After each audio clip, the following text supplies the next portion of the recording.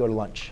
Now, basically what we were doing, what I was trying to convey to you guys last class period, is here, this is an example of a function that's in standard form. Ax squared plus bx plus c. And the only thing that we have talked about is graphing quadratics in vertex form. Right? That's the only thing we've learned how to do, is graph in vertex form. So last class period, what I was trying to say is if I said, hey, if I'm asking you to find the vertex, or if I'm asking you to graph, and it's in standard form, the only thing that we can do for that day was to convert it using completing the square, which is a process that we started to practice. So the process, again, is the first thing you're going to do. I'm not going to write down the steps. I wrote them down for you. So I'm hoping that you guys, since you had a sub, you would have written those notes down so you can keep them when you guys are doing your homework and practicing these. But I will say them out loud as I kind of go through them. Step number 1 is to group your linear and your quadratic term. Quadratic, linear term. Step number 2 is factor out so a is equal to 1. A is your coefficient of x squared. You guys can see that there is a 1 in front of that x squared. There's no other number, so we can assume it's 1, right? So a is 1 in this case, so I don't have to factor out any common factors. We don't factor out our x's. We're just looking for a common factor, so a is equal to 1. It's not there, so we don't need to worry about it. Step number 2, find the value that completes the square. That was what you guys practiced in your previous homework. B divided by 2 squared. B in this case is a 2. So I do 2 divided by 2 squared. 2 divided by 2 is 1. 1 squared is 1. Then we add the 1 inside the parentheses, and we subtract it outside. So it looks something like this. So you guys have x squared plus 2x plus 1 minus 1, and then minus 1 again. Do you guys see that I added and subtracted on the same side? OK? Does anybody know why I had to add and subtract? Yes? Yep. Because if the number on the outside of the parentheses was positive, you would have neutralized. Yeah, you could think of it like neutralizing an equation. Let me just kind of go through a quick little example that I did for my other classes. If I said x plus 7 equals 12. If you guys remember, when you're solving equations, to solve this, I would have to do what? Subtract 7. But you don't subtract 7 on one side, right? You subtract 7 on both sides. That's what we call the subtraction property of equality. In Algebra 1, we talked about the properties of equality. So therefore, you would obtain an equation x equals 5. Do you guys agree with me that those two equations have equivalent values? X is equal to 5 here, and x is equal to 5 here, right? It's just different representations. Everybody agree with me? So let's look at another example. What if I said 3 equals 3? That's an equation. That's a true equation. Well, if I'm going to keep the equations the same and add 1, to keep them the same, I either add 1 on both sides, or I add and subtract on the same side. Right? So you either apply an operation to both sides, or you apply the opposite operation to produce equivalent equations. Do you guys agree with me that those are equivalent as far as their value? They're still true. Right? All right. So looking at this, that's why I had to add and subtract. Now, the fourth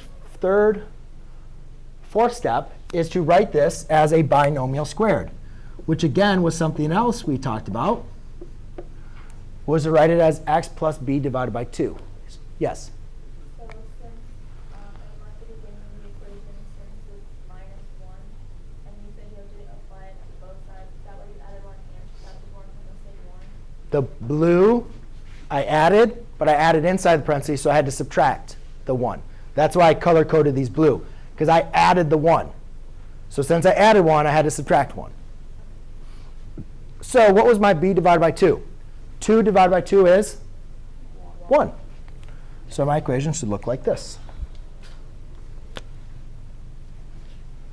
X plus 1 squared. And then negative 1 minus 1 is negative 2. Now, in this problem, number 9, they asked you to graph this, right? Yes? OK. So what's nice about this, ladies and gentlemen, is look it. I now rewrote this from standard form to vertex form. If you guys remember, why is vertex form so nice? Because the vertex is h comma k. The axis symmetry is x equals h. It's there for you, right there. So my vertex, in this case, is -1, -2. My axis of symmetry is x equals -1. So now, if I'm going to graph this, the first thing I do is I plot the axis of symmetry, which is a vertical line at -1. Then I go ahead and plot the vertex, which is at -1, -2.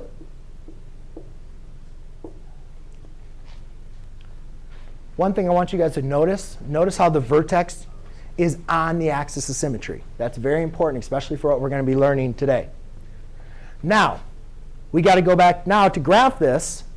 If I'm just going to use my transformations, which was our first homework, we need to determine, does this graph open up or open down? Does anybody want to decide if it opens up or down?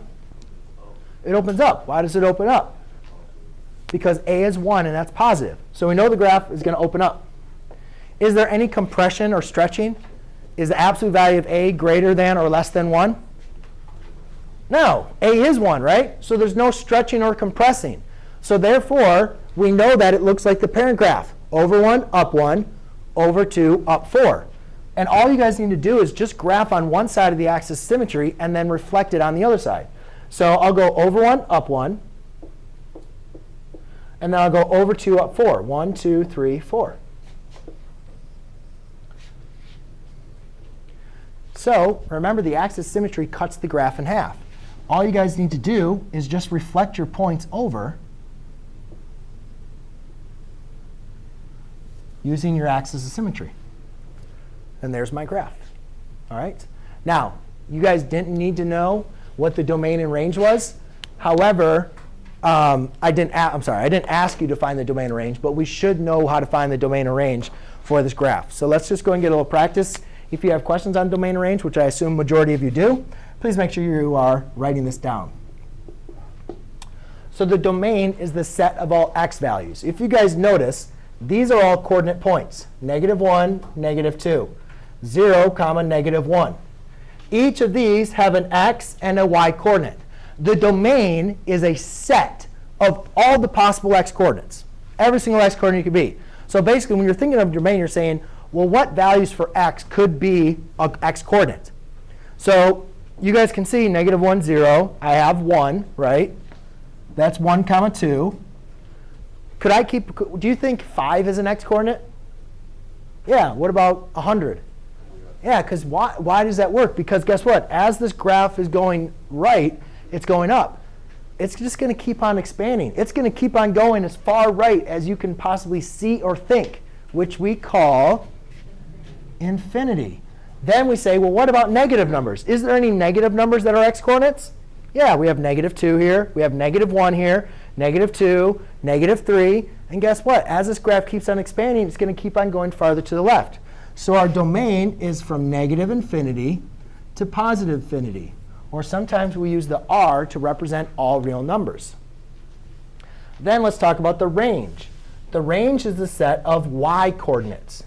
So as you have an x coordinate, you have y coordinates. So you can see this graph goes up, and then it kind of has this low point right here. What is this y coordinate, Anna? What is the y coordinate at the vertex? Does the graph go below the y coordinate -2? No.